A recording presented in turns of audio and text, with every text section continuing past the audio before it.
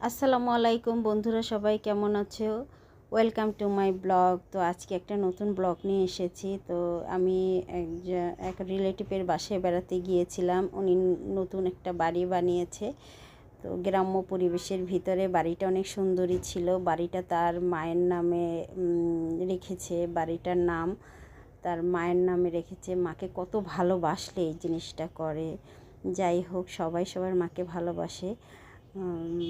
ভিতরটা, বাড়ির ভেতরটা ঢুকে আমার তো মনটা, চোখটা জুড়িয়ে গেল। এত সুন্দর বাড়িটা, মানে চারিদিকে শুধু সবুজ আর সবুজ। আমার বাচ্চারা খুব দৌড়াদৌড়ি করছিল, খোলা জায়গা, সবুজ আর সবুজ। তো উনি এমন কোনো গাছ নেই এখানে লাগায়নি।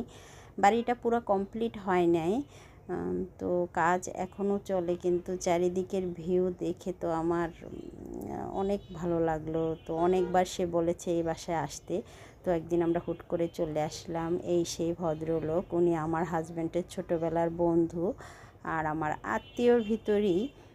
তো উনি বাড়িটা তার মনের মতো করে সাজিয়েছেন। ভিতরে পুকুর আছে, টিউবওয়েল আছে, মানে সব কিছু আছে।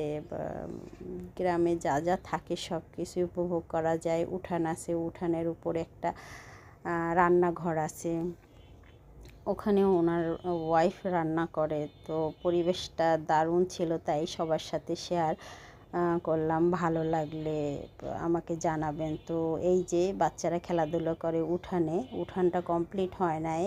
এই যে একটা পাকঘর, তো রান্নাঘরটা অনেক সুন্দর, খোলামেলা গ্রাম্য পরিবেশ। তো আমরা দুপুরে খাওয়া দাওয়া করে বসছিলাম, আর ভাবি আমাদের জন্য পেঁপে কেটে নিয়ে এসেছে। এই তো এই পর্যন্তই ভিডিও। তো আমরা চাটা খেয়ে বাসায় চলে আসলাম। তো সবার ভালো লাগলে অবশ্যই লাইক কমেন্টস করবেন। ভালো থাকবেন। আল্লাহ হাফেজ।